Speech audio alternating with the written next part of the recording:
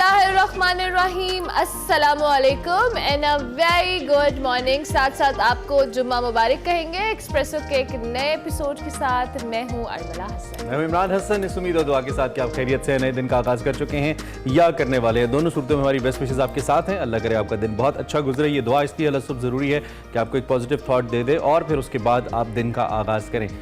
लाहौर के हवाले से तो हमें मालूम है यहाँ पे कुछ जगहों के ऊपर चूँकि कंस्ट्रक्शन चल रही है। उमूमी तौर पे मैं सोच रहा था जब केयर टेकर सेटअप्स होते हैं अमला तो कंस्ट्रक्शंस नहीं होती, लेकिन इस दफ़ा ये हो रही है क्योंकि पाकिस्तान में बहुत सारी अनहोनियाँ पिछले 2 सालों में हुई। उनमें से एक अनहोनी ये भी है, लेकिन हमारा जो इरादा या इशारा कहना चाहिए वो सियासी नहीं है। मैं ये कह रहा हूँ कि जो आपका स्केड्यूल है वो बहुत सफ़र कर जाता है जब ऐसी कोई एक्टिविटी शुरू हो जाए। पाकिस्तान में मसला ये है कि जब कंस्ट्रक्शन होती है तो अल्टरनेटिव रास्ते को बहुत अच्छे नहीं इंतखाब किया जाता है, तो लोगों को बड़ा मसला होता है। और ये मसला बारिश में ज़्यादा हो जाता है। मैंने खुद इस चीज़ को फेस किया है कि बारिश के अंदर रास्ते बंद हो और आप ऑफिस ना पहुंच सके, तो ये भी एक बहुत मुश्किल काम होता है। लेकिन रूट अगर आपका सेट है, आपको पता है कि वहाँ पे ट्रैफिक है या कंस्ट्रक्शन हो रही है, मेक श्योर करें कि 10-15 मिनट का मार्जिन रख के घर से निकले, क्योंकि आपको नहीं पता कि आप टाइम पे पहुंच पाएंगे या नहीं पहुंच पाएंगे। आजकल वैसे मैंने तो ये प्रैक्टिस की है कि मैं अपने जो स्केड्यूल टाइम है उससे 15 मिनट पहले ला बहुत ज़रूरी है। और सही रूट का इंतखाब बहुत ज़रूरी है, जहाँ पे आपको पता हो कि आप ये रूट आपके लिए सेफ रहेगा। बाज़ औक़ात तो मैप ही आपको बंद गलियों में ले जाता है। तो ये बताने का मकसद ये है कि अगर अभी निकल रहे हैं घर से तो ज़रा एहतियात कर लीजिएगा, अपने रास्ते को चेक कर लीजिएगा। अच्छा जी, सॉरी, रास्ते से बात है, आप रेडियो पे सुन सकते हैं। वैसे ट्रैफिक पुलिस का एक प्रॉपर चैनल है जिसमें आपको रूट, हाँ लाहौर में तो वैसे है। यस, इट्स वेरी गुड, वो काफ़ी अच्छा है उनका चैनल। तो जनाब आगे बढ़ते हुए, एक तो सुबह सुबह हमें ये भी मालूम हुआ है कि इस्लामाबाद शहर में आज अलग सुबह कुछ बारिश भी हुई है कुछ इलाकों में। कितनी हुई है ये इतलात अभी आना बाकी है, लेकिन बारिश हुई है। उम्मीद है कि रहमत की बारिश है और अच्छे मौसम का बाइस बनेगी। लेकिन दूसरी जानिब एक बारिश आइन शाह अफरीदी की ज़िंदगी में हुई है, वो है खुशियों की बारिश। कल उनका वलीमा था इस्लामाबाद शहर के अंदर और उसमें हमने देखा कि there were multiple people vibing in. उनकी पूरे जो टीममेट्स थे, जिसमें हम देख सकते हैं तस्वीरों के अंदर सारे टीममेट्स उनके, दीगर सेलिब्रिटीज, लॉट्स ऑफ पीपल। और जो आप लाहौर कलंदर्स की बात कर रहे थे, मैनेजमेंट कल पूरी मैनेजमेंट नजर आई। मेरे ख्याल से वो कराची इस्लामाबाद की वजह से भी थोड़ा इशू हुआ होगा। तो कल लाहौर कलंदर्स की मैनेजमेंट हो, दीगर चेहरा, ओलंपियन अरशद नदीम भी कल इस तकरीब में देखे जा सकते हैं। मोहम्मद रिजवान थे, मामूल हक थे, दीगर प्लेयर्स उनके टीममेट्स से सब आए और ब्लैक सूट पहना हुआ था। He was looking quite handsome. और वैसे तो हमारे स्टार बॉलर गुड लुकिंग तो है ही, लेकिन कल बड़े अच्छे लग रहे थे। लॉन्ग लुकिंग भी बहुत है। हाँ, लॉन्ग लुकिंग भी बहुत है। Yes, I agree. जो लोग उनको ग्रीट कर रहे हैं ऐसे करके कर रहे हैं। हाँ, ही इज माशाल्लाह टॉल एंड हैंडसम। और चले जी, कल उनकी वलीमा हो गया। अब उनकी जो शादी की तकरीबात है वो इख्तिताम पजीर आई गेस हो गई होंगी और अब वो वर्ल्ड कप की तैयारी करेंगे मेरे ख्याल से। लाहौर कलंदर्स की तो ये एक किस्म की घर की तकरीब थी ना। उनके तो ये होम ग्रोन प्लेयर हैं, उन्होंने इनको बनाया है। और डेफिनेटली जो आतिफ राना साहब हैं या तमकीन साहब हैं या आकिब जावेद हैं, उनकी तो ये होम प्रोडक्ट हैं किस्म की। इसके अलावा जरना toll, Babar Azam, Imamul Haq, Haris Rauf, Naseem Shah, Fakhar Zaman, Mohammad Rizwan, Arshad Nadeem, everybody was there. हमारी बेस्ट विशेज़ आपके साथ हैं। वंस अगेन शाहीन, बहुत अच्छे से आपकी शादी इंशा अफरीदी से चले और हंसी खुशी आप लोग रहें, वरना लाला का आपको पता है ना, तो आपने तंग नहीं करना हमारी भाभी को। Lala is very strict and Lala is posted. वो कल हम जिक्र करना भूल गए, बड़ी की इमोशनल सी तस्वीर शायद अफरीदी ने अपनी डॉटर के हवाले से दी। बड़ा मुश्किल होता है एक वालिद के लिए अपनी बेटी को रुखसत करना ऐसे। तो कल उन्होंने जब रुखसती थी परसों इनफैक्ट, तो बड़ी एक इमोशनल सी पिक्चर थी। और वैसे नॉर्मली शाहीन शाह अफरीदी के साथ तो ये उनकी बेटी की जो पिक्चर शेयर की, नॉर्मली लाला अपनी बेटियों के हवाले से बड़े जो कह ले सेंसिटिव, लाइक एवरी फादर। हाँ, like every father he has been really, जो उसको बहुत काइंड और बहुत जेनरस नजर आते हैं एज अ फादर हमें। सो कल उन्होंने जो पिक्चर भी शेयर की थी दैट वाज क्वाइट इमोशनल। लेकिन ये तकरीबात इख्तिताम पजीर हुई तो हमने सोचा कि सुबह सुबह आपको बता दें। और अब शाहीन भाई जरा वर्ल्ड कप की तरफ आ जाएं। शादी हो गई, अब हमें वर्ल्ड कप जिता दें यार, आपकी मेहरबानी। खैर जी, आगे बढ़ते हैं। We have some economic situation जिसको हमने डिस्कस करना है। आज की बड़ी खबर,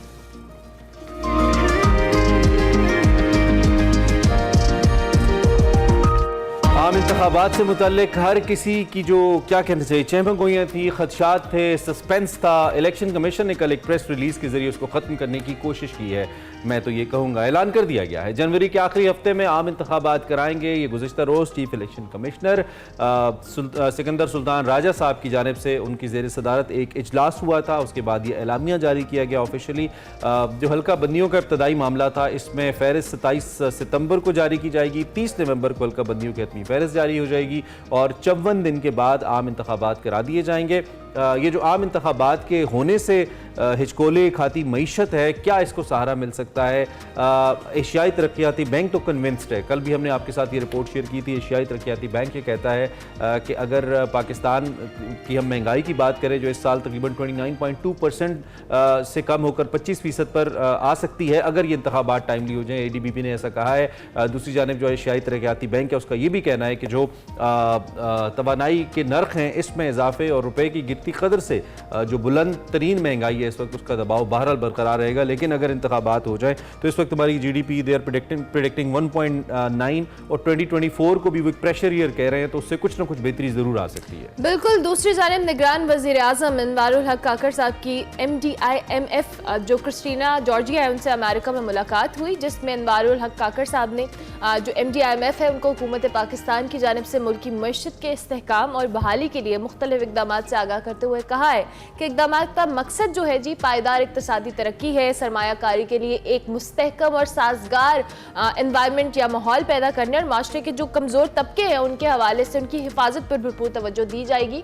IMF की जो मैनेजिंग डायरेक्टर हैं उन्होंने मईशत की बहाली के लिए पॉलिसीज़ और इस्लाहात के नफाज में पाकिस्तान की ठोस कोशिशों को सराहा भी और कहा भी कि IMF के साथ जो पाकिस्तान के ताल्लुकात हैं इनको जारी रखने के लिए वो बड़ी पुरअज़्म है। और ये भी कहा कि टैक्स वसूली को तरजीह देने और पाकिस्तान में बहुत कमज़ोर अफराद का जो तहफ़्फ़ुज़ है उसको यकीनी बनाने के लिए मजबूत पॉलिसियों की के हवाले से इत्तफाक भी किया गया। इसी पे बात करेंगे। डॉक्टर खाकान नजीब हमारे साथ मौजूद है, हमारी मईशत है, उनसे हम बात करते हैं। Thank you very much doctor Khaqan. Very good morning, I hope you are doing well. सबसे पहले तो हम इलेक्शन की जो आम इंतखाबात हैं इसके ऐलान के हवाले से ज़रूर बात करेंगे। ऑब्वियसली ऐलान होना चाहिए था और हो भी गया, लेकिन इसका जो हमारी मुल्क की मईशत है उस पर आप किस तरह से एक इम्पैक्ट देखते हैं कि इंतखाबात कितना सहारा दे सकते हैं? बिस्मिल्लाहिर्रहमानिर्रहीम, always good to see both of you. पहले आपसे एक क्रिकेट की न्यूज़ शेयर करता हूँ। क्रिकेट इज समथिंग जो हम सबको बाइंड भी करती है टुगेदर और हमारी जनरेशन को एक्साइट भी करती है। सो बहुत लोग कहते हैं कि यार what is the Pakistan dream? Pakistan dream is to be a good cricketer in Pakistan. So at least I can say with confidence we dream, right? I mean, it's a great dream. लोग कहते हैं कि जी पाकिस्तान के बच्चे क्या करना चाहते हैं? This is what they want to do. They want to be a star bowler. They want to be a star cricketer. They like all these people. And पूरा पाकिस्तान यूनाइट कर जाता है जिस दिन पाकिस्तान का मैच होता है. So that's a great thing in Pakistan. Let's start with some good. और मैं आपको बताऊं कि I just have one son, so I share this with you. And he is an aspiring cricketer. And he's a very serious, fast bowler.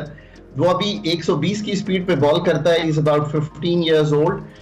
और मैं आपको एक अच्छी बात ये बताऊं कि पाकिस्तान में क्रिकेटिंग की एकेडमीज बहुत अच्छी हैं। हमने एक अच्छा निज़ाम बनाया है।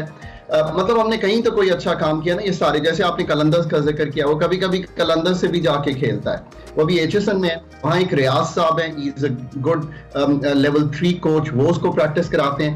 एक बहुत बड़ा नाम पाकिस्तान का है, उनका नाम है Saud Khan. He is a level 4 coach और वो ऑस्ट्रेलियन इंग्लैंड ट्रेंड हैं। उन्होंने पाकिस्तान का वसीम अकरम बनाया था, वो भी मेरे बेटे रायत को ट्रेन करा था। So we have some good story in at least a sport that. Doctor साहब रायत के लिए एंड सून वी होप कि हम किसी कम से कम PSL में जल्द खेलता देखें रायत को किसी टीम की तरफ से। It's a Pakistan's good story of this cricket thing, anyway. So, देखिए, मैंने हमेशा कहा है कि इलेक्शन की एक डेट आ जाएगी। Whenever we get a date, that will create more certainty in the system. That is the whole ball game. हम पाकिस्तान को इस वक्त चार्टर ऑफ सर्टेनिटी देना चाहते हैं कि पाकिस्तान में इस वक्त इलेक्शन जो है इस डेट पे होगा, इन हल्का बंदियों के थ्रू होगा। Now all the political parties have to fall in that place where they like the way the election commission is handling it. It is transparent. They are all there. Establishment support भी कर रही है। 40 अरब रुपए इसके लिए budget में मुख्तस भी कर दिए गए हैं। So all the pieces of the puzzle have started to fall in place. That is good news for Pakistan. अच्छी खबर है ये। जी। और इससे एक स्पेशली इस वक्त जो इंटरनेशनल मल्टीलैटरल पार्टनर्स हैं ना हमारे, जिसमें वर्ल्ड बैंक, एडीबी और आईएमएफ, ये तीनों लीडिंग हैं, उनको एक तकवीत मिल जानी चाहिए कि अगर आईएमएफ ने सितंबर का रिव्यू नवंबर दिसंबर में करवाना है तो अगला रिव्यू जो है वो most probably with the new government होगा, अगर things play out the way election commission is saying. इसी तरह एडीबी के कुछ लोन्स हैं, they should play out the same way, world bank के लोन्स हैं, बिकॉज ये जरूरी हैं जो हमने एडमिनिस्ट्रेटिव एक्शन ओपन मार्केट को संभालने के लिए लिया है, क्योंकि वो एक इललेजिटिमेट काम को हमने अच्छा रोका है। तो अब हमने जो इंटरबैंक की मार्केट है उसकी लिक्विडिटी क्रिएट करनी है, उसकी लिक्विडिटी इन 3 अदारों से शुरू होनी है और फिर जनीवा के प्लेजेस और बाकी जो हमारे कमर्शियल लोन्स हैं वहां तक जानी है। This is the way we need to handle our external sector और इसके लिए election is a must. Similarly जो इलेक्शन है वो ये भी तकवीत देता है कि अगर नया इन्वेस्टर चाहे वो रेकोटेक के एरिया में आना है, एग्रीकल्चर में आना है, सीपेक 2 में आना है, उसको भी कि अब ट्रांजिशन कैसे होने जा रहा है, बिल्ड होगा। अच्छा, एक तो हमारे जो अपने खर्चे हैं, शहबाज राना साहब ने एक स्टोरी दी है और वो स्टोरी भी इनफैक्ट बड़ी अलार्मिंग भी मैं कह सकता हूँ, अब तो अलार्मिंग कुछ लगता ही नहीं है जिस तरह की सूरत हाल हम जिससे हम गुजर रहे हैं। डॉक्टर साहब उन्होंने कहा है कि एक तो हमारे जो एक्सटर्नल जो हमारे एक्सपेंसेस हैं ये हमारे कोई 1 ट्रिलियन तक बढ़ सकते हैं, जो हम पहले शायद हमारी जो बजट डॉक्यूमेंट है वो नहीं दिखा रहा था हमें, जो अखराजात का तखमीना है कर्ज़ों के कॉन्टेक्स्ट के अंदर। And then he also said कि तकरीबन $4.5 बिलियन जो हमें मिलने थे बैरूनी एक्सटर्नल फाइनेंसिंग की सूरत में, वो शायद हमें न मिलें। ओबियसली हर मुल्क के अंदर अपना सिलसिला कसाद बाजारी एंड इन्फ्लेशन इस तरह की सूरत हाल है कि ममालिक खुद भी पैसे इस वक्त नहीं देना चाह रहे और पाकिस्तान शायद इसीलिए इतना क्राइसिस में भी चला गया है। पहले कोई हल्की फुल्की एड हमें मिल जाती थी, हम काम चला लेते थे। एक तो इस थ्रेट को आप कैसे देख रहे हैं और दूसरा ये कि बड़ा इंपॉर्टेंट है हमारे वो वाइट एलिफेंट जो पैसे खा रहे हैं, जैसे हमारी स्टील मिल है, जैसे हमारा पाकिस्तान इंटरनेशनल एयरलाइंस है या दीगर सरकारी जो कंपनियां हैं जिनको बाकी ममालिक में सरकार नहीं चलाती है, तो इनको बेचने के हवाले से और राइट वैल्यू के ऊपर बेचने के हवाले से क्या हम कोई प्रोसेस अभी इनिशिएट कर सकते हैं और we have to wait for the elections for this? Imran, आपने 3 पाकिस्तान की वो मसाइल रखती हैं कि अगर आप कहें कि यार how do you want to build the next 5 years of Pakistan, तो मैं कहूँगा ये जो 3 बातें इमरान ने की हैं इनको हल कर दीजिए and Pakistan will do better. So number 1 ये है कि पाकिस्तान का एक एक्सपेंडिचर का रिफॉर्म होना है। हम हमेशा टैक्स के रिफॉर्म की बात करते हैं, पर इस वक्त एक्सपेंडिचर का रिफॉर्म जो है वो ज्यादा जरूरी हो गया है compare to the tax reform. इसकी वजह इज द फॉलोइंग। पाकिस्तान की फेडरल गवर्नमेंट जब अपना डेट और मार्कअप, यानी कि इमरान का घर आया, इमरान ने कहा कि यार अब मेरा एक कर्जा है और उसकी एक प्रिंसिपल पेमेंट है, मैं पूरे साल की आज पहले दिन कर देता हूं, तो वो है 7,303 अरब रुपया। जब आपने ये पेमेंट की तो आपको पता चला कि 324 अरब रुपए शॉर्ट हैं मेरे पास, तो आप नेशनल बैंक गए और आपने कहा कि मुझे 324 अरब रुपए दीजिए, मैं ये पेमेंट करना चाहता हूँ। ये पाकिस्तान का एक्सपेंडिचर है नेशनल लेवल पे। जब 324 अरब लेके ये आपने पे किया तो बाकी सारा कुछ defence, PSDP, salaries of the government, subsidies, सब कुछ जो है वो बोरोड है।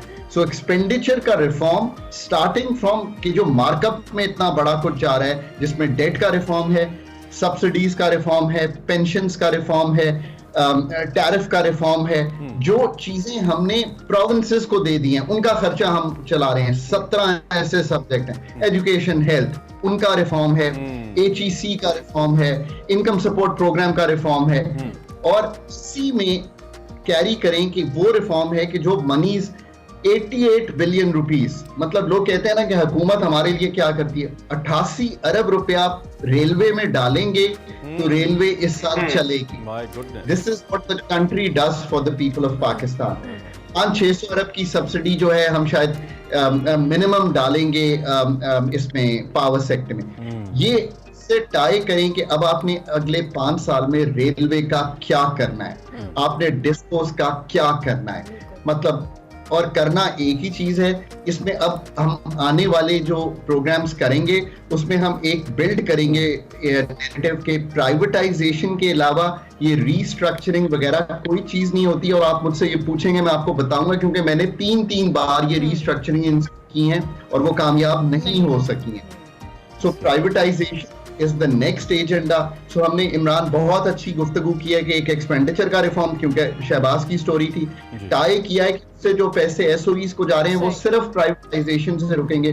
और तीसरी ये एक्सटर्नल सेक्टर है, वो मैं पहले जिक्र कर चुका हूं कि हमने एक क्रैकडाउन या एडमिनिस्ट्रेटिव एक्शन लेके ओपन या ग्रे मार्केट को संभाला है डॉलर की। अब हमें संभालना है अपनी इंटर बैंक के इनफ्लोज, जो वो कह रही है कि कमर्शियल में पैसे कम आ रहे हैं, वो ज्यादा जिक्र कर रहे हैं कि एक हमारी 3 से 5 अरब डॉलर कमर्शियल फाइनेंसिंग प्लस एक हमने रखा हुआ है कि हम बॉन्ड फ्लोट करेंगे। मेरा ख्याल है बॉन्ड फ्लोट नहीं हो पाएगा, हुकूमत को अल्टरनेटिव मेजर्स देखने चाहिए। So this is for next 5 years guys, ये प्लान है नेक्स्ट 5 इयर्स का। ठीक हो गया डॉक्टर खाकन, इसमें एक और बात भी जो भी हम डिस्कशन भी कर रहे थे और इंट्रो में भी बात की कि जो MD IMF है उनकी जो मुलाकात हुई, इसमें उन्होंने कहा टैक्सेशन को बेहतर करने के हवाले से, और इस पे तो आप जैसे बहुत सारे एक्सपर्ट्स कई दफ़ा बात कर चुके हैं कि जो गरीब बंदा है उसके ऊपर टैक्सेस का इतना बोझ है कि वो संभल ही नहीं पा रहा है। और टैक्सेशन को इम्प्रूव करने के लिए, और जो IMF ने एक मुतालबा भी किया है कि एक तहफ़्फ़ुज़ दिया जाए गरीबों को, आप इसको किस तरह से देखते हैं और ये निज़ाम आप किस तरह के मेयर्स लेकर बेहतर किया जा सकता है? ये चौथा रिफॉर्म होगा पाकिस्तान का, और ऑर्डर यही रखेंगे हम एक्सपेंडिचर से शुरू करेंगे, हम साथ एसओईज करेंगे, फिर एक्सटर्नल का करेंगे। चौथा रिफॉर्म ये होगा इन प्रायोरिटी। ये चौथा इसलिए होगा कि ये वो GST 18% का जो सब आप who are middle income earners, there are people who are high income earners, and then there is the low income earner, वो भी 18% ही दे रहा है। सो ये एक रिग्रेसिव टैक्स है कि हम इनडायरेक्ट टैक्सेशन में बहुत बड़ा अमाउंट कलेक्ट करते हैं पाकिस्तान से। अगर आपने इनडायरेक्ट टैक्सेशन से निकलना है, हम निकाल नहीं सकते इसलिए क्योंकि अगर हम निकाल देंगे तो हमारे पास पैसे खत्म हो जाएंगे, अभी हम कर नहीं सकते। सो जब तक डायरेक्ट टैक्सेशन, और वो 3 एरियाज हैं और वो बिल्कुल मतलब क्लियर हैं, मतलब सिर्फ ये जो सेल्स टैक्स है ना जिसका मैंने एक जिक्र किया, आई थिंक ये पूरे मुल्क में 3000 अरब के करीब हम सेल्स टैक्स ही कलेक्ट करते हैं। जब आप रेस्टोरेंट में जाके पे करते हैं, जब आप कोई चीज खरीदते हैं, मैं भी खरीदता हूँ, आप भी खरीदते हैं, गरीब आदमी अमीर आदमी सब खरीद रहे हैं। सो इसको निकालने के लिए 3 एरियाज को हम टारगेट करेंगे अगले 5 साल में। एक, हम एग्रीकल्चर इनकम टैक्स 4 अरब नहीं लेंगे, हम ये बात नहीं मानेंगे कि 23% आप पूरे हुजम है इकोनॉमी का और आप 4 अरब रुपया एग्रीकल्चर इनकम टैक्स देते हैं। This is not fair. हम ये नैरेटिव बिल्ड करेंगे कि there is hope to get moneys here and we will get that money. Retailer और होलसेलर पे अगर 100 रुपया डेली का टैक्स लास्ट बजट FY22 के बजट में लगाया था, फिर विड्रॉ करना पड़ा। हमने FY13 में बैठ के इससे भी कम का टैक्स लगाया, I was on the table, withdraw करना पड़ा। 2009 में मैंने एक वजीर खजाना तब के थे, PPP की हुकूमत थी, तब टैक्स लगाया, विड्रॉ करना पड़ा। I think that time is over now. It just can't happen. हम रिटेलर और होलसेलर को लाएंगे। और आखिरी बात ये है, which is our favourite subject, कि हम प्रॉपर्टी के कारोबार को डिसइंसेंटिवाइज करना चाहते हैं। मैं नहीं चाहता कि पाकिस्तान के लोग प्रॉपर्टी में पैसा रखें, क्योंकि वो एक अनप्रोडक्टिव सेक्टर है, उससे ना कुछ बनता है ना दुनिया में बिकता है। सो हम उसको डिसइंसेंटिवाइज करना। This is very important. बिल्कुल आप बिल्कुल। अच्छा, एक और बड़ा अहम सवाल है और वो मैं करके फिर हम क्लोज करेंगे। इदारों की जो फाइनेंशियल पॉइंट ऑफ व्यू से रीस्ट्रक्चरिंग है उसकी तो हम बात कर रहे हैं, लेकिन जो दीगर इदारे हैं जिन्होंने नाफिज करना है या हेल्प करना है एक बिजनेसमैन को, एक इन्वेस्टर को, मैं डोमेस्टिक इन्वेस्टमेंट्स की बात कर रहा हूँ, हमारे अपने पाकिस्तान के अंदर की, चूँकि हम दुनिया का 5वां बड़ा मुल्क हैं, हम दुनिया की बहुत बड़ी आबादी हैं, हमारा खुद रिसोर्स बहुत बड़ा है अगर हम इसको लेकर चलें प्रॉपर तरीके से, और हमारा बहुत सारा आपको पता है सरमाया इस वक्त या तो दुबई जा रहा है या दीगर मुल्कों में जा रहा है, क्योंकि यहाँ पे लोगों को सिक्योरिटी नहीं है काम करने की, वो कॉन्फिडेंस नहीं है। तो इन इदारों की रिस्ट्रक्चरिंग जिन्होंने हेल्प करना है एक लोकल इन्वेस्टर को कि वो पाकिस्तान में कारोबार करे, क्योंकि कोई भी मुल्क अगर बना है, चाहे वो चीन है या रिसेंट इंडिया की हम एग्जांपल ले रहे हैं, तो वो लोकल ब्रांड से बना है, अपने SME से बना है। इस पे हमारा इस वक्त कितना फोकस है और कितना फोकस होना चाहिए? इमरान, ये हमारा सबसे पहला फोकस होना चाहिए। सरकार का काम ये है कि वो एक पॉलिसी इन्वायरमेंट क्रिएट करे, उसको एडवोकेट करे, दुनिया को बताए कि हम क्या बेहतरी ला रहे हैं रूल्स एंड रेगुलेशंस में to make life easier for the domestic investor. 52 lakh small and medium enterprises हैं, 52 लाख के 52 लाख को ये फील करना चाहिए कि पाकिस्तान में कारोबार करना है। दुनिया को दिखाने के लिए हमने एक SIFC बनाई है कि दुनिया ये देखे कि हम सीरियस हैं, एक इन्वेस्टमेंट फ्रेमवर्क इंस्टीट्यूशनल है, उसको अब हम लोकल लेवल पे भी ला रहे हैं। एंड आई से this with comfort, I know this for a fact कि हम उसका जो पर्व्यू है वो लोकल लेवल पे लाकर जो local ease of doing business है उस पर भी काम कर रहे हैं, चाहे वो एग्रीकल्चर में हो और चाहे वो हमारे माइंस एंड मिनरल्स में हो। Very very important. ठीक है, ठीक है डॉक्टर साहब, टाइम हमारा खत्म हो गया। थैंक यू वेरी मच अलसुब हमें ज्वाइन करने के लिए और राय देने के लिए। वंस अगेन हमारी बेस्ट विशेस आपके साथ हैं और रायत के साथ भी हैं, as you mention earlier. Thank you very much for joining us. हम इकोनॉमी की बात कर रहे थे और इस वक्त जो सूरत हाल है वो उसकी ट्रू पिक्चर आपके सामने रखी है, सोल्यूशन क्या है इस पर भी बात हुई है। हम बात करते रहेंगे इस पर इंशाल्लाह ऑफ एंड ऑन। इससे पहले कि हम ब्रेक ले, Armala has a story to share और फिर हम ब्रेक लेते हैं। बिल्कुल, जीबी के जो चीफ सेक्रेटरी मोहिउद्दीन नवानी का सरकारी गाड़ियों के गलत इस्तेमाल को रोकने के लिए एक काबिल तहसीन इकदाम सामने आया है।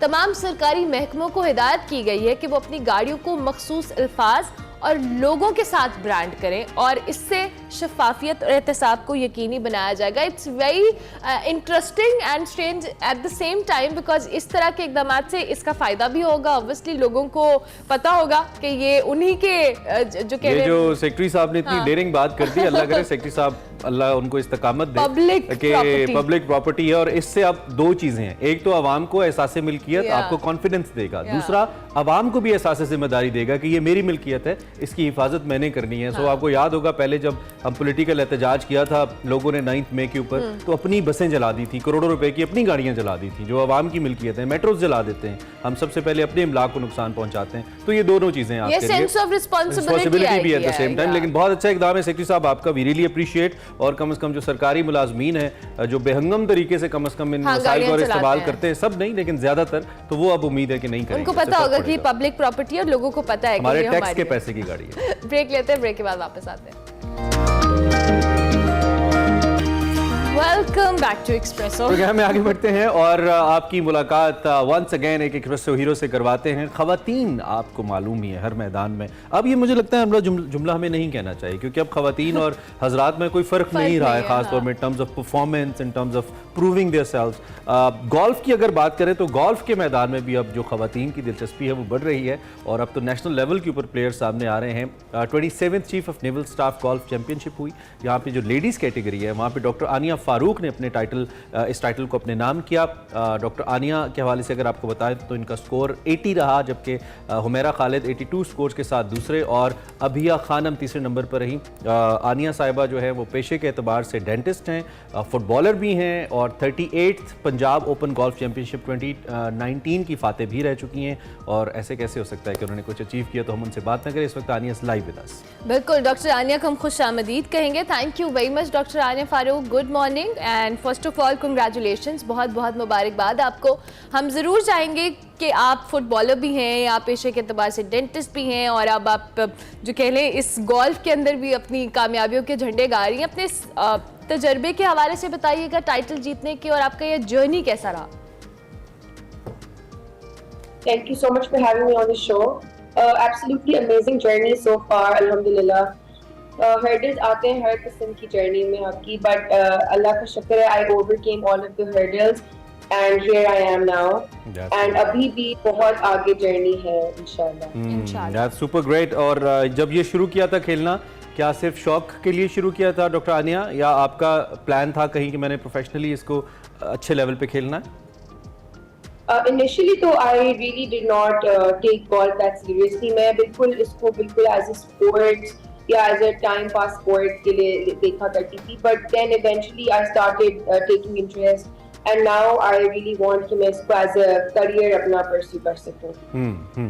ठीक है, ठीक है। और इस चैंपियनशिप के हवाले से बिलखुसूस हमें बताइए, ऐसा क्या था जिसने आपको बाकी प्लेयर्स के ऊपर बरतरी दिलाई और आपने ये एजाज जीता?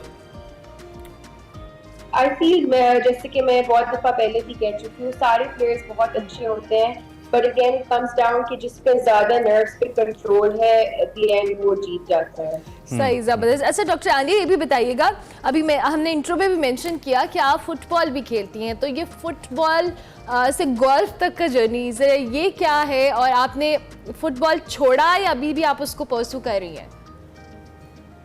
जी बिल्कुल, मैं पहले स्कूल लाइफ में I used to play football for my school team, but injuries बहुत ज्यादा हुई, तो उसके बाद fortunately my dad was the secretary of the golf club, तो उधर से आई स्टार्टेड विद गोल्फ। तो बस अब तो I don't play football at all, I just play golf. अच्छा, यूजुअली हमारे यहाँ हम अक्सर कहते हैं कि लोग वो खेल खेलते हैं जिसकी पब्लिक एक्सेप्टेबिलिटी ज़्यादा हो, जिसको लोग ज़्यादा देखते हों। गोल्फ एक ऐसा खेल है जो खेलते भी बड़े लिमिटेड लोग हैं और देखते भी बहुत ही लिमिटेड एक क्लास है जो इसको देखती भी है। तो why did you opt golf? I mean why not something else? कुछ और क्यों नहीं गोल्फ के अलावा? बस आई वुड से कि probably Allah Ta'ala had written golf in my in my life, because there was no way I would have picked up golf. I remember मतलब I used to be really good at football और मेरा बहुत ज़्यादा था कि मैं football को ही pursue करूँ, but things took me and like now I'm here playing golf and I'm really enjoying golf. एक और बड़ा इंपॉर्टेंट सवाल है और वो बच्चियों के हवाले से है। मैं अक्सर कोशिश होती है कि आप जैसी जो प्लेयर्स हमारे पास आती हैं, एथलीट्स आती हैं, उनसे मैं करूँ, क्या बिल्कुल ज़रूरी है माँ बाप के लिए कि वो अपनी बच्ची को स्टार्ट से ही स्पोर्ट्स की जानिब लेकर आएँ, या बच्चे की अपनी इंटेंशन होती है और वो खुद बताता है कि उसे करना है? माँ बाप क्या रोल प्ले कर सकते हैं खास तौर पे डॉटर्स, बेटियों के हवाले से, कि वो स्पोर्ट्स के अंदर उनको आगे लेके आए? क्योंकि दुनिया भर में तो बहुत ट्रेंड है, हमारे यहाँ है लेकिन कम है, तो इसको कैसे स्टार्ट करें? खास तौर पे जो नए पेरेंट्स हैं उनके लिए क्या नसीहत है आपकी तरफ से, क्या मशवरा है उनको? A message to all the parents and all the young girls and boys especially, I would say any kind of sports in life really makes a great change on your personality, has a great impact on your personality. So I would really request all the parents, if जो भी मतलब आपका बच्चा जिस भी sport में interested है, they should have one kind of physical activity in their life. मतलब gymnastics हो गया, cricket, football, golf, anything. Even if it's swimming, अगर आप उसको एक अच्छे लेवल पे, competitive level पे लेके जाना चाहते हैं, so definitely they should support their children, because I feel कि एक आपकी personality develop बहुत बेहतर होती है and आपकी एक life में एक आपको accomplishment feel होती है कि you accomplished. So I would really want कि in fact पाकिस्तान में आप देखिए sports का इतना ज़्यादा trend नहीं है, but बाहर बहुत ज़्यादा है. I know so many other places जहाँ पे बिल्कुल बच्चे 2-3 years के होते हैं, they're into sports, और फिर by the time they're 10, 11, 12, they're playing at a very competitive level. तो ये पाकिस्तान में भी होना चाहिए। That's amazing, that's amazing. अच्छा डॉक्टर आनिया, जिस तरह से अभी हम आपकी इस गोल्फ की जर्नी को डिस्कस कर रहे थे, हम ज़रूर चाहेंगे कि आपने नेशनल इंटरनेशनल बहुत सारे इवेंट्स में पार्टिसिपेट किया है। आप इंटरनेशनली गोल्फ को आप किस तरह से देखती हैं, और आप जहाँ पे गोल्फ में यहाँ पे जो नेशनल इवेंट्स में पार्टिसिपेट करती हैं, क्या डिफरेंस आपने फील किया है दीगर इंटरनेशनल प्लेयर्स के साथ, उनकी ट्रेनिंग, उनकी techniques and all that? I think international level पे तो golf has really excelled, because उधर की standards, उधर की golf courses are completely different from what we have in Pakistan. But fortunately now in Pakistan we have 4 of these international standard golf courses, which is actually good, and I would really want कि इस तरह के courses पे हम और ज़्यादा से ज़्यादा championships हों, हम खेलें, ताकि जब हम international events के लिए जाएं तो हम लोग prepared. So you're a dentist by your profession. So how this accuracy actually helps you? क्या आपकी golf की accuracy आपको dentistry में help करती है, या being dentist जो accuracy है वो आपको golf में help करती है? दोनों में accuracy बड़ी important है। Well, I've just started working as a dentist now, so अभी तक तो it's really difficult for me to balance between the two things. But let's see आगे जाके what helps me with what. ऐसा लगता है हमें कि फिर आपकी गोल्फ आपको आपकी डेंटिस्ट्री में ज़रूर हेल्प करने वाली है, क्योंकि आप पहले से करिए। बिल्कुल, in the end thank you very much. एक तो आपका बहुत शुक्रिया, आप हमारे साथ नहीं आनिया। वैसे तो हम बात कर चुके हैं, लेकिन वंस अगैन आप अपने जूनियर्स को, नए आने वालों को, वो लोग जिनकी अभी गोल्फ की तरफ, जिन खवातीन की, जिन गर्ल्स की तवज्जो नहीं है, उनको कोई सजेशन देना चाहें? आप खेल रही हैं प्रोफेशनली, बहुत अच्छा खेल रही हैं, anything that you like to say in last minute?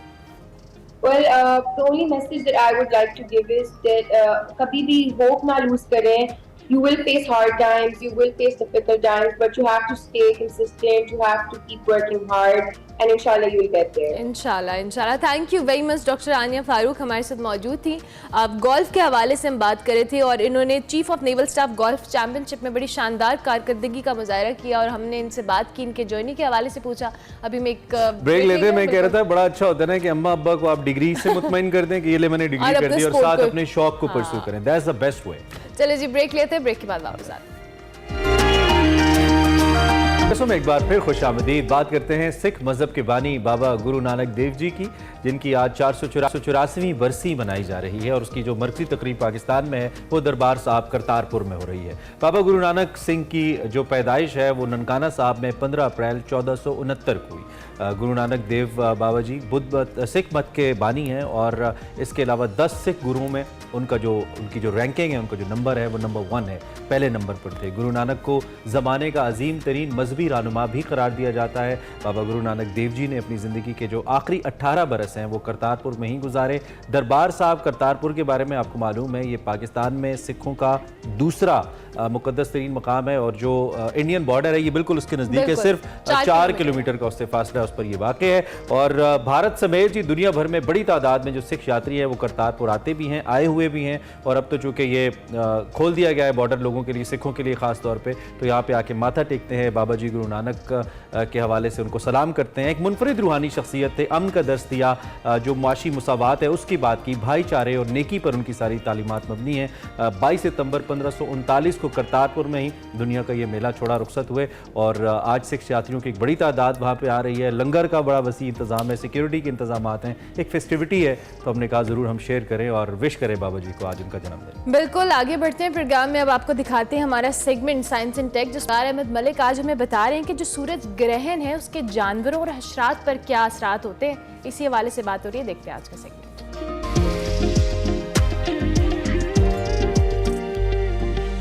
अस्सलाम वालेकुम नाज़रीन, मैं वकार अहमद और आप देख रहे हैं साइंस एंड टेक। आज बात करेंगे झींगरों की आवाज़ रिकॉर्ड क्यों करनी है और अगर आप झींगरों की आवाज़ रिकॉर्ड करते हैं तो आप किस चीज़ का हिस्सा बनेंगे, नासा की टीम का हिस्सा बनेंगे और नासा के एक प्रोजेक्ट में जब आप हिस्सा बनेंगे तो वो आपको सर्टिफिकेट भी देगा और अगर आप बच्चों को इनकरेज करेंगे तो ये बहुत ही अच्छी बात होगी क्योंकि उनको बहुत कुछ सीखने को मिलेगा। प्रोजेक्ट जो है वो बुनियादी तौर पर द एक्लिप्स साउंडस्केप्स प्रोजेक्ट है और ये नासा का जो सिटीज़न साइंस है उससे मुतल्लिक है, जिसमें सिटीजन्स को वो इन्वॉल्व करते हैं। अब ये प्रोजेक्ट क्या है, इस पे बात करते हैं। हुआ ये था कि 1932 में जब सूरज ग्रहण लगा तो उस वक्त एक स्टडी की गई थी और वो स्टडी ये थी कि जो झींगर हैं वो बहुत ज़्यादा बोलना शुरू कर देते हैं, बहुत ज़्यादा आवाज़ें निकालना शुरू कर देते हैं जब सूरज ग्रहण होता है। उनको ऐसा गुमा होता है जैसे रात हो गई है। तो जो एनिमल्स पे जो स्टडी है सूरज ग्रहण की कि एनिमल पे उसके असरात क्या होते हैं, ये झींगरों पे उनके असरात क्या होते हैं, अशरातुल अर्ज़ पे उनके असरात क्या होते हैं, ये 1932 की स्टडी थी। उसके तकरीबन आज 90 साल बाद ये दोबारा इसका इनेकाद किया जा रहा है और इसका जो इनेकाद है इसमें सिटीजन्स पार्टिसिपेट करेंगे, उसमें आप भी पार्टिसिपेट कर सकते हैं। अब आपने पार्टिसिपेट कैसे करना है, वो आपने अपना रोल जो है वो ख़ुद मुंतखब करना है। आप किस रोल में जाना चाहते हैं, आप साइंटिस्ट के रोल में जाना चाहते हैं और तहकीक करना चाहते हैं, या आप एजुकेटर के रोल में जाना चाहते हैं, या आप एक इंडिविजुअल हैं और जो सिर्फ लर्निंग और सीखना चाहता है तो एज एन इंडिविजुअल आप जाना चाहते हैं, या ग्रुप की शक्ल में जाना चाहते हैं। सो बहुत सारी चीज़ें हैं इसमें। डाटा एनालिसिस करना चाहते हैं तो उस हवाले से एक अलग किरदार है, वो आप किरदार अपना सकते हैं। और मुख्तलिफ़ किरदार जो हैं, जो भी आपका रोल है वो आपने लॉगिन करके अपना रोल मुंतखब करना है। अब बुनियादी तौर पे जो सूरज ग्रहण आ रहे हैं वो एक तो 14 अक्टूबर 2023 को आ रहा है। उसके बाद जो दूसरा सूरज ग्रहण है जो कि मुकम्मल सूरज ग्रहण है वो 8 अप्रैल 2024 को आ रहा है। और 8 अप्रैल 2024 और ये जो 2023 का अक्टूबर है 14 अक्टूबर, इनमें जो डाटा है ये आपने कलेक्ट करना है जब सूरज ग्रहण हो रहा होगा। तो उसके बाद ये डाटा जो है ये आप अपलोड कर सकते हैं और उस पूरा जो मेजर प्रोजेक्ट है उसका हिस्सा बन सकते हैं। और इसमें आप अप्रेंटिस के तौर पे काम कर सकते हैं, डाटा कलेक्टर के तौर पे काम कर सकते हैं, डाटा एनालिस्ट के तौर पे काम कर सकते हैं और ऑब्जर्वर के तौर पे काम कर सकते हैं। मतलब ऑब्जर्वर के तौर पे भी आप एक रिकॉर्ड करके कि झींगर अगर बोल रहे हैं, और वो पूरा एक प्रोसेस है कि आपने कैसे रिकॉर्ड करना है। इस सिलसिले में आपको एक तो फ्री ऑनलाइन लेसन्स प्रोवाइड किए जा रहे हैं। यानी आपने सबसे पहले मिसाल के तौर पे अगर बच्चे आपके इस प्रोजेक्ट में हिस्सा लेते हैं तो इस सिलसिले में आप एक फ्री ऑनलाइन जो लेसन्स हैं वो वहाँ से सीख सकते हैं कि बुनियादी जो साइंस है एक्लिप्स की या सूरज ग्रहण की वो क्या होती है, इसके क्या असरात होते हैं, वो किस तरह होती है, कैसे कैलकुलेट होती है कि कब सूरज ग्रहण होगा, और ये तमाम चीज़ें जो हैं, ये जो बेसिक्स हैं, एक तो इससे आगाही होगी और उसके बाद जो एनिमल और जानवरों पे जो असरात हैं उसके वाले से बताया जाएगा और कैसे रिकॉर्ड करना है ये बताया जाएगा। अगर आप डाटा एनालिस्ट के तौर पे काम करना चाहते हैं तो अप्रैल 8, 2024 के बाद आपका एक किरदार बहुत अहम हो सकता है क्योंकि उस वक्त सब डाटा कलेक्ट हो चुका होगा और आप एनालिस्ट के तौर पे भी काम कर सकते हैं। सो ये प्रोजेक्ट जो है वो बहुत ही कमाल है और जो सिटीजन्स की पार्टिसिपेशन है ये बड़ी कमाल है और नासा जो है इसको चेक कीजिएगा क्योंकि सिटीजन्स की पार्टिसिपेशन के वाले से और भी बहुत सारे प्रोजेक्ट्स हैं, लेकिन झींगरों की आवाज़ अगर आप रिकॉर्ड कर लेते हैं तो ये तो कमाल ही होगा। क्यों? क्योंकि आप एक ऑब्जर्वर के तौर पे काम कर रहे हैं, आप एक साइंटिस्ट के तौर पे काम कर रहे हैं और उसके बाद आपकी जो काविश है ये आपको 2 रिवॉर्ड दे रही है। एक ये कि आप एक मेजर प्रोजेक्ट का हिस्सा है, दूसरा कि आपने एक साइंस के वाले से एक इब्तदाई तरबियत हासिल की और तीसरा कि आपने सर्टिफिकेट हासिल किया कहाँ से? नासा से। सो देखते रहिए science and tech. Yes, once again we are going to appreciate Shehroz Kashif। हम आपकी मुलाकात इनसे करवाते रहते हैं यूजुअली जब भी कोई नया समिट करते हैं। कम उम्र तरीन कोपैमा हैं दुनिया के जिन्होंने दूसरी मरतबा दुनिया की 8वीं बुलंद तरीन चोटी जिसका हम जिक्र कर रहे थे माउंट मनासलो को सर किया है। कोपैमा शेहरोज काशिफ इस मरतबा ये 8163 मीटर जो बुलंद चोटी है इसके रियल समिट पॉइंट तक पहुँचने में कामयाब हुए हैं। 2021 में इसको उन्होंने सर किया था as we shown you in the video, लेकिन इसके बाद 2021 में ये इंकशाफ हुआ था कि जो मनासलो का रियल समिट पॉइंट है वो उससे चंद मीटर आगे है। That was kind of hard luck कह सकते हैं, बैड लक कह सकते हैं। बहरहाल शेहरोज साहब ने जी हिम्मत नहीं आ रही, 8000 मीटर से बुलंद 12 चोटियां सर करने वाले दुनिया भर के अंदर कम उम्र को पैमा है और इरादा रखते हैं कि उन्होंने जो 14 8000ers हैं इनको उन्होंने सर करना है। और आज इस वक्त लाइव हमारे साथ शेहरोज इस समिट के बाद मौजूद हैं, उनको मुबारकबाद भी देते हैं और उनसे पूछते हैं कि दोबारा मनासलो पे जाना कैसा लगा। Welcome to Expresso Shehroz. Thank you very much और मुबारकबाद शेहरोज आपको बहुत बहुत चोटी सर करने के ऊपर। वैसे तो अब आपके लिए हमारे लिए ये एक बहुत नॉर्मल सी बात है आपको मुबारकबाद देना दो कि आपके लिए बड़ा डिफ़िकल्ट टास्क होता है, आप हर बार जाते हैं। और जैसे इमरान सेट के दोबारा इस चोटी को सर करना कैसा लगा आपको? सबसे पहले thank you so much for having me.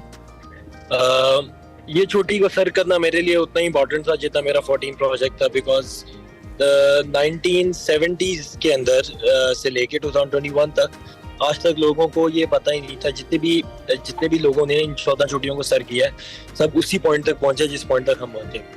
लेकिन उसके बाद फिर एक ऐसा रूट ओपन हो गया कि उसके आगे भी कुछ चंद 10-15 मीटर का जो फासला था वो लोग तय करने लग गए।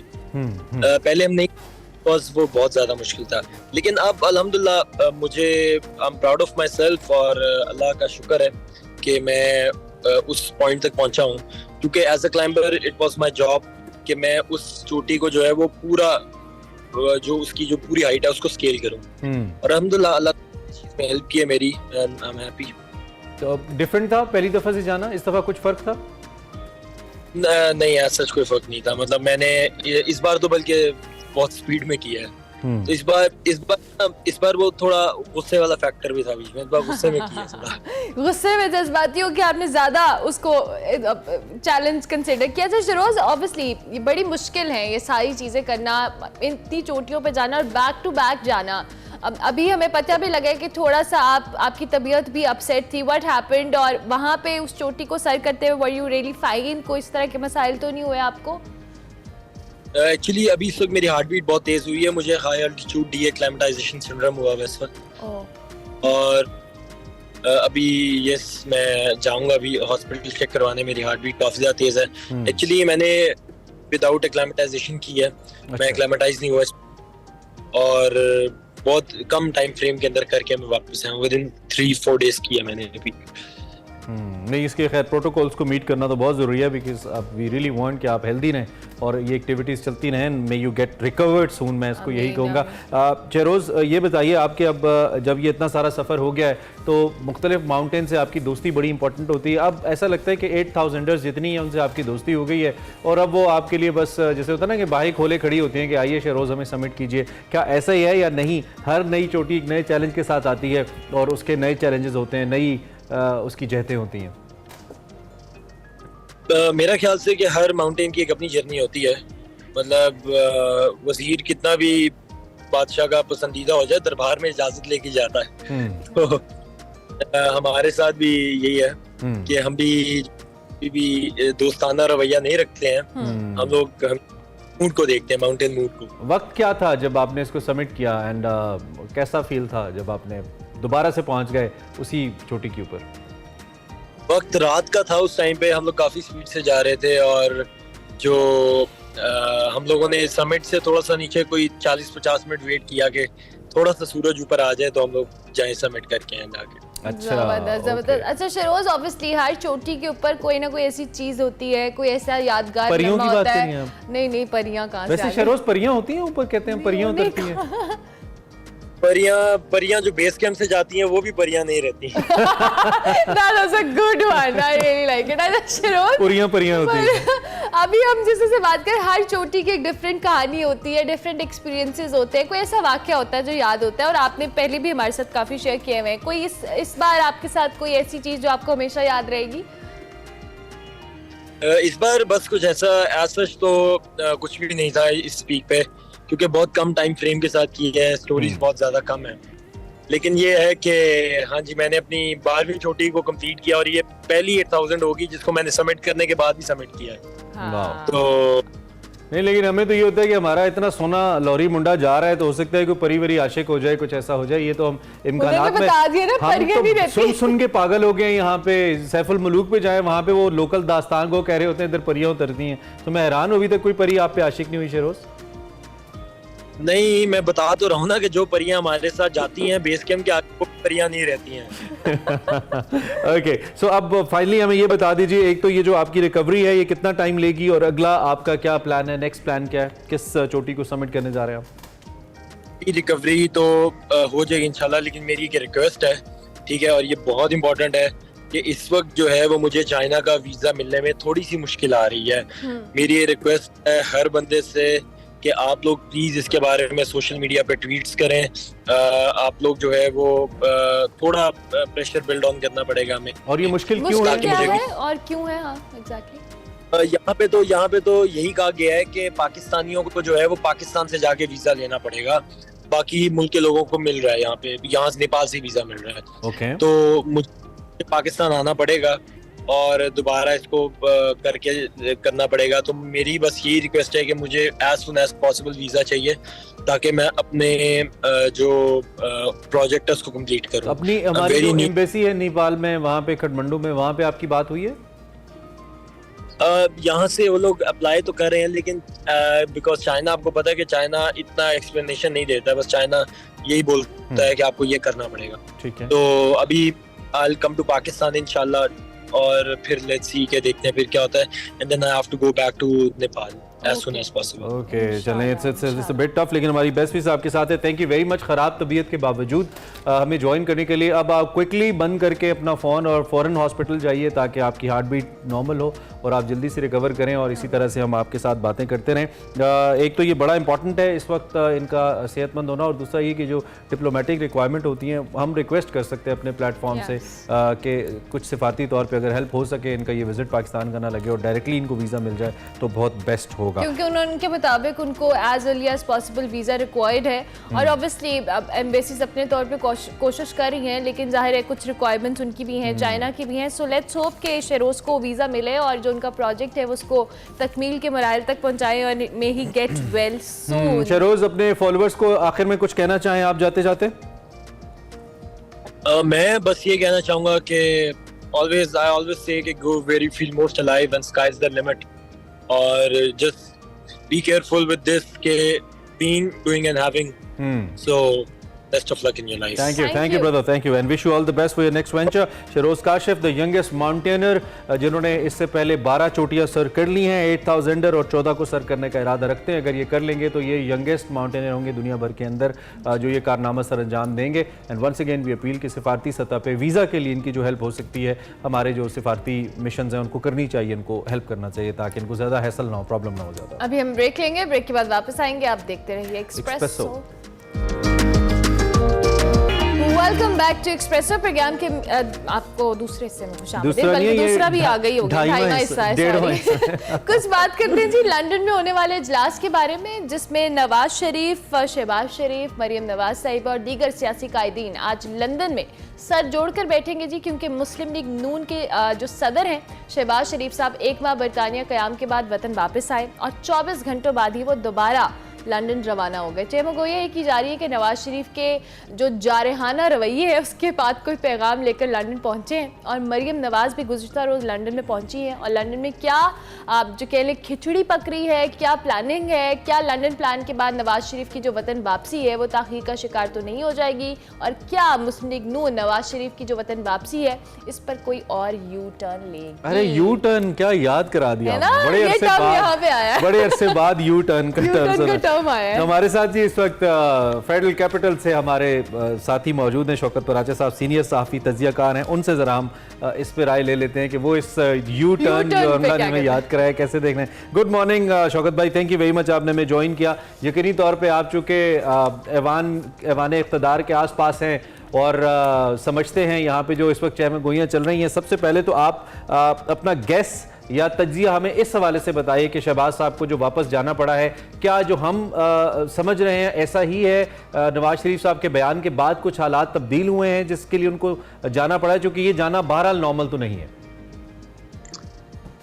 यहाँ तक तो बात दुरुस्त है कि ये जाना नॉर्मल नहीं है, लेकिन देखें आजकल कम्युनिकेशन का इतना रैपिड रेवोल्यूशन है कि फिजिकली आपको जाकर कोई पैगाम देना, वहां पर बैठना या इस वजह से जाना, वो मेरा ख्याल है कोई थोड़ा सा we are reading too much into it, क्योंकि पैगाम देना कम्युनिकेशन के मीन्स बहुत बढ़ गए।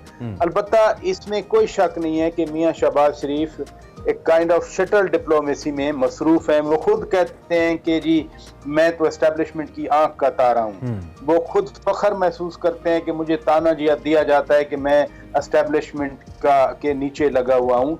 तो उनको इस बात में कोई ऐसा मसला नहीं है मियां शहबाज शरीफ को खुसूसी तौर पर। लेकिन जिस कॉन्टेक्स्ट में आप बात कर रहे हैं, मैं उस कॉन्टेक्स्ट पे आना चाह रहा हूँ। वो कॉन्टेक्स्ट है मियां नवाज शरीफ की वापसी और पाकिस्तान में इलेक्शन। इसमें कोई शक नहीं है कि जिस तरह इन 4-5 सालों में मुल्क की मईशत बिल्कुल बैठ गई है, और हम तो अपनी एग्जिस्टेंस यानी मुल्क की एग्जिस्टेंस की बात कर रहा हूँ, उसके हवाले से हम बड़े कंसर्न हैं, फिक्रमंद हैं। तो उसमें मईशत के हवाले से अब 2 अहम पहलू हैं जिनमें मियां नवाज शरीफ की जरूरत है, इसमें कोई शक नहीं है। नंबर 1, एक तो मुल्क में बिजनेस बैठ गया। मियां साहब पे बिजनेसमैन ट्रस्ट करते हैं, वो मियां मंशा साहब हों या कराची के इन्वेस्टर्स हों, बिजनेसमैन हों, कैसर अहमद शेख की फैमिली हो, पूरी चनियोट वाले जितने भी शेख हैं, वो मियां नवाज शरीफ के होते हुए ज्यादा इनकरेज फील करते हैं। वो समझते हैं कि मियां नवाज शरीफ की पॉलिसी बिजनेस फ्रेंडली होंगी, बिजनेस फ्रेंडली पॉलिसी आएंगी, डेवलपमेंट ओरिएंटेड होंगी, तो मुल्क में मईशत का पहिया आगे चलेगा। और दूसरी बड़ी इंपॉर्टेंट चीज है, मैं हार्डली उस पर किसी का कमेंट सुनता हूँ, वो मियां नवाज शरीफ का अपना एक पर्सनल एक कंफर्ट लेवल है with different global leaders. For example, Crown Prince His Royal Highness Mohammed bin Salman. For example, Turk Sadr Erdogan. For example, the US President Joe Biden. और इससे बढ़कर अगले साल भारत में इलेक्शंस हैं। बड़ा सख्त खतरा है कि कहीं वो पुलवामा वाला फॉल्स फ्लैग किस्म का ऑपरेशन ना हो जाए। तो उसके लिए मियां नवाज शरीफ का एक कंफर्ट सम हो, किसी नून लीग वाले को अच्छा लगे या बुरा लगे, लेकिन मियां नवाज शरीफ का कंफर्ट है प्राइम मिनिस्टर नरेंद्र मोदी जी के साथ। बिल्कुल। और इस वजह से यानी एक ही प्राइम गुज़श्ता 20-25 सालों में बायलैटरली एक ही प्राइम मिनिस्टर आया है, बल्कि 2 आए हैं, एक वाजपेयी साहब आए थे 99 में, वो भी मियां नवाज शरीफ के जब प्राइम मिनिस्टर थे आए थे, और फिर 2015-16 में नरेंद्र मोदी जी आए, दोनों बीजेपी के, दोनों बीजेपी के। तो मियां साहब का वो एक कंफर्ट लेवल है, उससे कम से कम वो एक अगले साल हमारा भी इलेक्शन है, अगर हो गया तो इंडिया का भी इलेक्शन है, तो उस इलेक्शन में जो रेटरिक एक आसमान तक पहुंच जाता है और उसमें खुदा ना खास्ता इस खित्ते में एक स्लाइट सी मिसकैलकुलेशन भी हो जाए तो क्या स्पार्क तो कर सकते शौकत राजा साहब, आप जो बातें कर रहे हैं वो हिस्टोरिकली फैक्ट्स हैं, हमने उनको देखा है, उनको हम डिनाई नहीं कर सकते। तो लेकिन मौजूदा पाकिस्तान की हालत को देखते हुए फिर इसका मतलब हम ये लें कि क्या नवाज शरीफ ज़रूरी हैं पाकिस्तान की अगली हुकूमत के तौर पे बतौर सरबराह हुकूमत, और ये सबके लिए ज़रूरी हैं या किसी के लिए अभी भी वो बतौर ऑप्शन है, जो कि कुछ हलकों के बहुत ज़्यादा महबूब नहीं रहे हैं नवाज शरीफ साहब, इसीलिए 3 बार आए, अच्छे मैंडेट के साथ है और तीनों बार चले गए। तो इसका मतलब ये है कि अब अगर आएंगे तो वो डू एंड डाई सिचुएशन दोनों तरफ से, कि who blinks first, I mean जो जिनको वो नहीं पसंद लेकिन उनको उनके लिए मजबूरी है कि वो उनको लेकर आए, एंड फॉर नवाज शरीफ साहब एज वेल, जिनको हुकूमत में आना तो बहुत अच्छा लगता है लेकिन समा वोट को इज्जत दो जैसे स्लोगन भी उन्हीं नवाज शरीफ साहब ने दिए हैं। तो इस वक्त इस दफा ये कोरा फिर किसके हक में बैठेगा अगर नवाज शरीफ अड़ी जाते हैं, जैसे कि उन्होंने कहा कि अब मिट्टी पाओ पॉलिसी नहीं चलेगी, तो व्हाट यू सी? मैं फिर कहूंगा कि जब इलेक्शन टाइम होता है तो उसमें रेटरिक होता है, कोई ना कोई हर अपना नैरेटिव बना के चलता है, लेकिन मैं नहीं समझता। 2 इश्यूज हैं, एक तो मियां साहब वो खुद भी सोचते हैं वापसी के हवाले से, उनका कंटेंशन है कि मैं वापस आऊं, चौथी बार मैं आऊं और फिर वही हालात हों कि कोई इंजीनियरिंग शुरू हो जाए, जैसे 2014 में इंजीनियरिंग की गई और धरना इधर आ गया था, या 2016 में इंजीनियरिंग की गई तो वो पूरा एक नक्शा ही पलट गया। एक तो मियां साहब का ये क्वेश्चन है। दूसरी जो बात आप कर रहे हैं वो इसमें कोई शक नहीं है कि हिस्टोरिकल फैक्ट आप भी दुरुस्त तरीके से बयान कर रहे हैं कि मियां साहब का एक तनाव रहा है। मियां साहब अपने तौर पर समझते हैं कि वो समझते हैं कि मुझे जेन्युइनली 2/3 मेजॉरिटी मिलती रही है, 2/3 मैंडेट मिलता रहा है और एवरी टाइम उसको डिनाई किया जाता रहा है। लेकिन अभी जो सूरत हाल है देखें, एक खास कॉन्टेक्स्ट में मियां साहब मसलन अगर हम कहें कि कुछ पोस्टिंग की गई थी, मैं उन बयानात की बात कर रहा हूं जो पीटीआई वाले दिया करते थे कि जी एक ऑफेंडर जो हैं, पीओ जो हैं, वो लंदन में बैठ के उन अपॉइंटमेंट्स पे फैसले कर रहे हैं। अगर उसको उसकी मनफियत निकाल कर नेगेटिविटी को सेट असाइड करके हम देखें तो फिर उनकी पोस्टिंग में मियां नवाज शरीफ का हिस्सा रहा है। और अभी भी कैबिनेट के हवाले से जब बिलावल भुट्टो जरदारी कहते हैं कि हमें तो गिलाई नून लीग से है, हमें तो शिकवाई नून लीग से है, हम इसलिए लेवल प्लेइंग फील्ड की बात भी नून लीग से करते हैं, तो इट मीन मियां साहब की से है। अब वो जो एक खतरा, जिस खदशे का आप इजहार कर रहे हैं कि मियां साहब once again will be leading to a confrontational policy, अब मियां साहब ने भी सब कुछ सीख लिया है और जो पावर्स हैं हमारी, जिस तरह जनरल बाजवा साहब ने एक पॉलिसी बनाई कि फौज अब सियासत में हिस्सा नहीं लेगी, तो उस पॉलिसी पे कारबंद रहते हुए फिर मैं नहीं समझता कि किसी कॉन्फ्रंटेशन का हिस्सा या खतरा रहेगा। और तीसरी अहम चीज है कि ठीक है, जनरल परवेज मुशर्रफ के खिलाफ मियां साहब ने आर्टिकल 6 इन्वोक किया था, लेकिन वो जनरल परवेज मुशर्रफ के 12 अक्टूबर 99 वाली उस कू की वजह से नहीं था, क्योंकि उसको सबसिक्वेंटली पार्लियामेंट ने इंडेमनिफाई किया और कोर्ट ने भी उसके हक में फैसला दिया था। 3 नवंबर 2007 का जो जनरल परवेज मुशर्रफ का एक इमरजेंसी प्रोक्लेमेशन था, जिसको ना तो अदालत ने इंडेमनिफाई किया यानी उसके हक में फैसला दिया, और ना ही 2008 से 13 वाली असेंबली ने आकर उसको इंडेमनिफाई किया, तो वो एक लेकुने रहा था। अभी जो कुछ हुआ, जो नाम लिए मियां साहब ने, किसी एक तरफ से भी आइन की उस तरह खिलाफ वर्जी नहीं की गई कि जिस तरह से जनरल परवेज मुशर्रफ ने 3 नवंबर 2007 को की और उसके बाद उनको फेस करना पड़ा आर्टिकल। अच्छा शौकत भाई साहब, जिस तरह से लास्ट मिनट है, मैं चाहूँगी क्विकली इंतखाबात की तारीख के हवाले से भी हम बात कर लें। ऑब्वियसली मुस्लिम लीग नून की जो एक्टिविटी है वो तो हमने डिस्कस की, इलेक्शन कमीशन ने इंतखाबात की तारीख दे दी है, क्या इम्पैक्ट आप देख रहे हैं? इमरान साहब आप ही के किसी एक प्रोग्राम में मैंने कोई पिछले महीने कहा था कि अल्लाह करे हो जाए इलेक्शन, आपने बड़ा उस अल्लाह करे के बात पे तबसरा भी किया था। तो मैं अभी भी कहता हूं कि अल्लाह करे, अरमला जी, अल्लाह करे कि इलेक्शन हो जाए जनवरी के आखिर में। कोई स्पेसिफिक डेट नहीं दी गई। अगर इलेक्शन कमीशन चाहता तो शेड्यूल भी दे सकता था।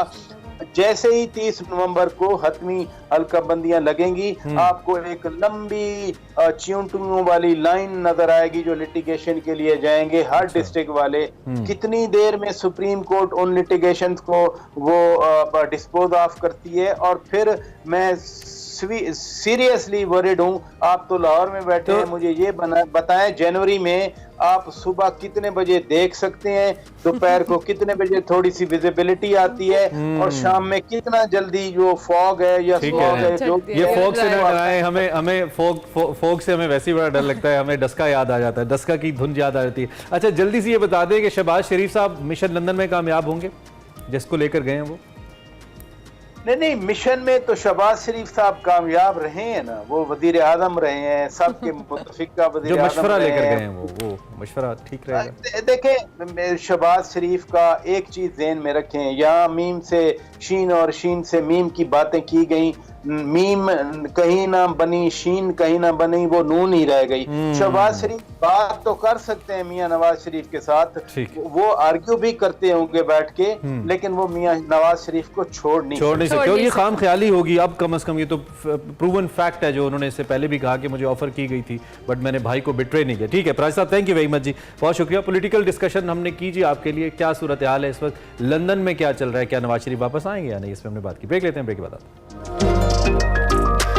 Welcome back to express. बात कर लेते हैं कुछ क्रिकेट के हवाले से। आपको पता है क्रिकेट वर्ल्ड कप सर पे आ गया है और पाकिस्तानी स्क्वाड का इंतखाब अब से कुछ, हम अभी बैठ के अपनी टीम्स मुंतखब कर रहे थे कि कौन से प्लेयर होने चाहिए, कौन से नहीं। भी हमारे पाकिस्तानी को हम तज्जिए तो कर सकती है ना, तो हम तज्जिए तो खूब कर रहे थे। इस वक्त सिलेक्टर्स के लिए ऐसा लगता है कि साइंस फंस गई है जी सिलेक्टर्स की। ये आप मनाजिर देखें, बड़ा अहम इजलास था जिसमें हमारे कप्तान थे, हमारे मैनेजमेंट कमेटी के चेयरमैन थे। अब सोचना ये है कि कौन से प्लेयर्स को तू ही बता कौन से धागे को जुदा किससे करें वाला मामला है।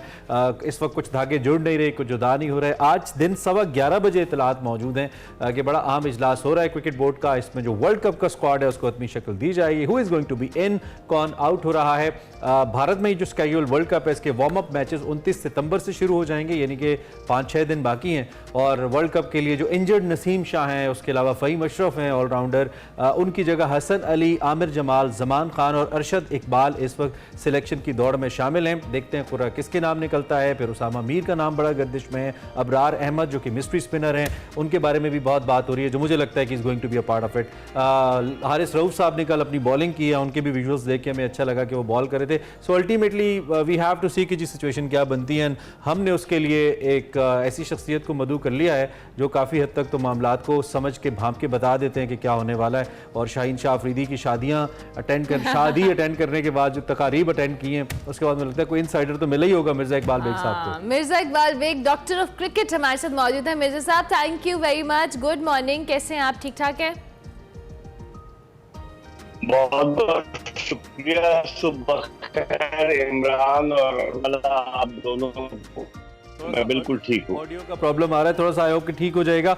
सबसे पहले तो आप हमें अपनी तबीयत के बारे में बताइए, सुना है कुछ नासाज चल रही है, कुछ पहले से बेहतर है आप? अब बेहतर है, बस दुआ करेंगे। तबीयत तो अब उम्र के इस हिस्से में खराबी हो जाती है। आप तो यंग बाय हार्ट है मिर्जा साहब, आपने आपकी उम्र से क्या लेना देना। आप माशाल्लाह फिट रहे, इसी तरह से तंदुरुस्त रहे। और हम जरूर आपसे इतनी अच्छी अच्छी खबरें हमें मिलती हैं क्रिकेट को लेकर। तो अभी हमें जरा बताइए, जो स्क्वाड के हवाले से 11:15 बजे आज ऐलान होना है, किसका कुर्रा निकल सकता है, किसकी लॉटरी लग सकती है? क्योंकि अभी हमारे नसीम शाह भी इंजर्ड हैं, कुछ और मामलात भी हम सुन रहे थे, तो क्या अपडेट्स हैं आपके पास?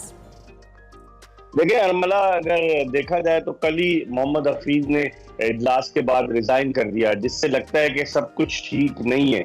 वरना हफीज को तो क्रिकेट कमेटी में ज़काशफ साहब लेकर आए थे, मिसबाउल हक लेकर आए थे। मिसबाउल हक is the chairman of cricket committee, लेकिन लगता है कुछ चीजों पर इख्तिलाफ हुआ है।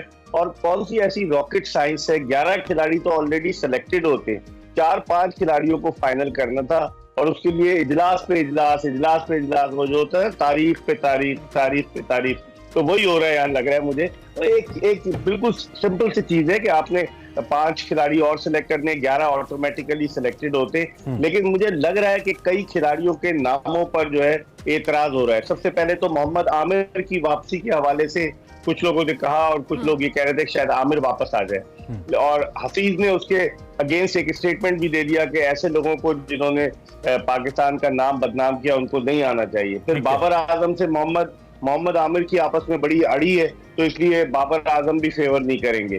फिर उसके बाद बाबर आजम, जो मेरे पास इत्तलात है, बाबर आजम कहते हैं इसी टीम को, इसमें 1-2 तब्दीलियां की जाए, इसी टीम को बरकरार रखा जाए जो हम गुज़िश्ता 1-2 साल से साथ खेलते चले आ रहे हैं। उस पर हफीज को भी एतराज हुआ। हफीज चाह रहे थे कि सरफराज अहमद को रखा जाए as a wicket keeper, second wicket keeper, लेकिन उधर की लॉबी तगड़ी है, वो कह रहे हारिस को ले जाया जाए, नौजवान का दिल टूट जाएगा।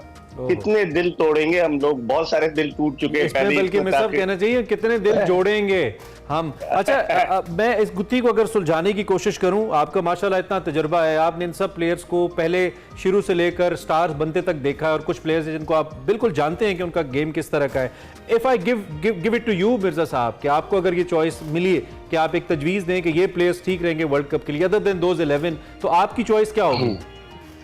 देखिए, उसमें यही है इमरान कि आप शुरू करें कि बाबर आजम तो चले कप्तान हो गए, ओपनर्स जो होंगे आपके पास अब्दुल्ला शफीक, फखर जमान और इमामुल हक, इन तीनों में से कोई ड्रॉप नहीं होने जा रहा। उसके अलावा मोहम्मद रिजवान, इफ्तिखार अहमद, आगा सलमान, उसके अलावा सऊद शकील, फिर शादाब खान, मोहम्मद नवाज, और फास्ट बॉलिंग के शोबे में हारिस रऊफ, शाहीन शाह आफरीदी, जमान खान। ठीक है, ये तो लगता है कि already they have cemented their place, they are already selected. ठीक है, अब बकिया रह गए जो प्लेयर्स, क्योंकि आईसीसी ने ये किया है कि आप 15 रुकनी टीम भी भेजें और साथ में आप 3 रिजर्व प्लेयर भी भेज सकते हैं, ताकि अगर कोई इंजरी हो, कुछ हो, तो एट द 11th आवर आप उसको इंक्लूड कर लें।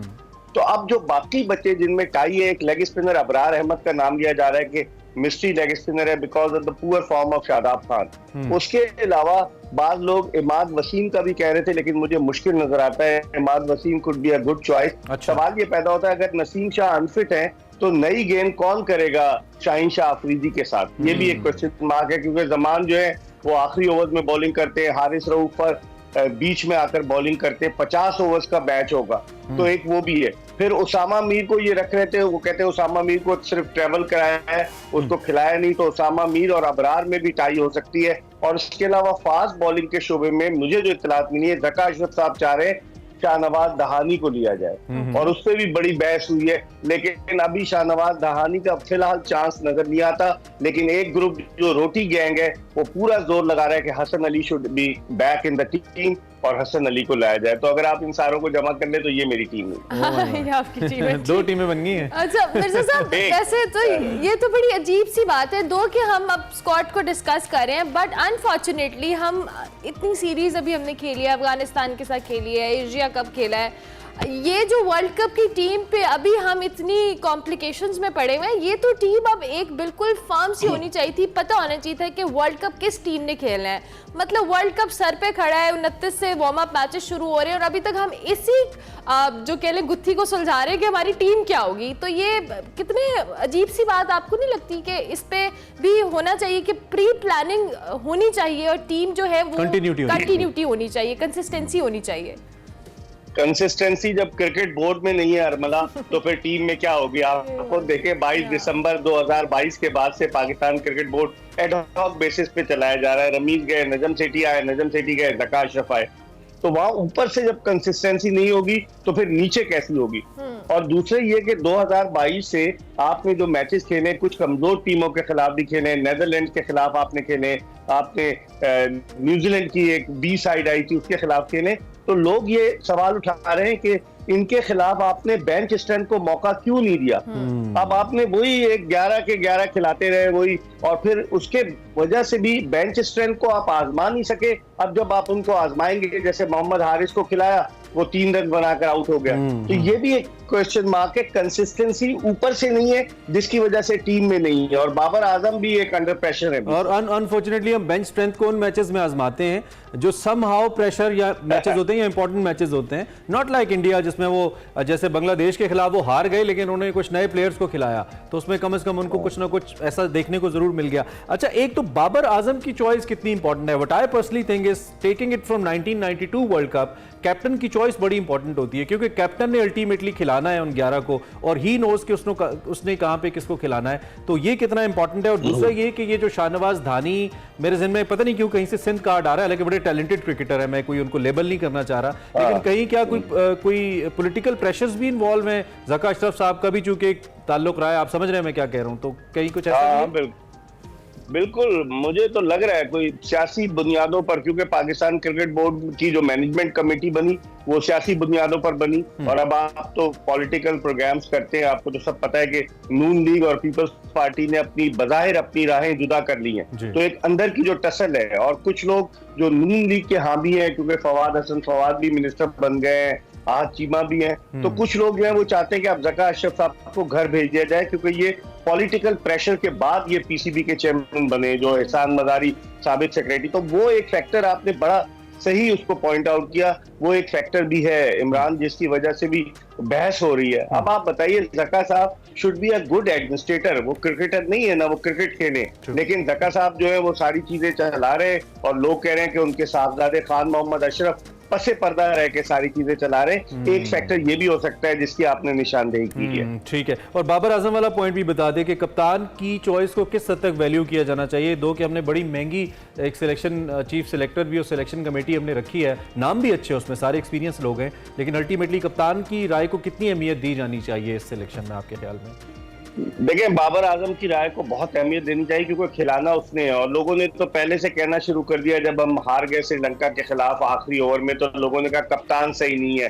हालांकि 2019 से बाबर आजम कप्तानी कर रहे हैं। कुछ यूट्यूबर्स ने जो सनसनी फैलाते हैं कि बाबर आजम को कप्तानी से हटाया जा रहा है, ये हो रहा है वो हो रहा है, तो बाबर आजम पे भी थोड़ा प्रेशर है, इसलिए वो चाहते हैं कि अपनी बात मनवाएं, क्योंकि वो ये देख रहे हैं कि 2019 के वर्ल्ड कप के बाद सरफराज अहमद को जाना पड़ गया था, आपको याद होगा। बिल्कुल बिल्कुल। 2019 के वर्ल्ड कप के बाद सरफराज अहमद को जाना पड़ गया था, तो उसकी वजह से भी बाबर आजम कह रहे हैं कि मैं अपनी बात मनवाऊं, और वो बात जब मनवाएंगे तो यकीनी तौर पर यही होगा कि जिस तरीके से इख्तिलाफात, देखें हफीज क्यों रिजाइन कर गए, बिला वजह के लिए नहीं करके गए। हफीज से मेरी बात हुई थी जब ज़का अशरफ आए थे, तो मैंने कहा तुम चीफ सिलेक्टर बन जाओ, तो कहने लगा इकबाल भाई अगर मैं चीफ सिलेक्टर बनूंगा तो अपनी बात मनवाऊंगा, और मुझे लगता है उसकी बात नहीं मानी गई जिस तरह वो बाइज्जत अंदाज से चला गया। सही, ठीक हो गया। Thank you very much Mirza साहब, बहुत शुक्रिया कि आपने early in the morning join किया अपनी खराब तबीयत के बावजूद, लेकिन स्टिल गेट वेल सून, अल्लाह ताला आपको सेहत दे और आप बिल्कुल फिट हो जाएं। Mirza Iqbal Baig doctor of cricket हमारे साथ मौजूद थे जी। कौमी स्क्वाड का ऐलान होना है वर्ल्ड कप के लिए 11:15 बजे। इस इजलास के बाद पता चलेगा कि कौन सी टीम जो है जिनके नाम आ रहे हैं क्या वो टीम का हिस्सा होंगे, और वर्ल्ड कप का ये स्क्वाड जो है वो आज आपको पता चल जाएगा इंशाल्लाह। जो भी नाम आएंगे वी ट्रस्ट देम ऑल, सारे हमारे स्टार प्लेयर्स इंशाल्लाह अच्छा करें, बैक करेंगे इन सबको वर्ल्ड कप के लिए। एक ब्रेक लेते हैं, ब्रेक के बाद वापस आते हैं।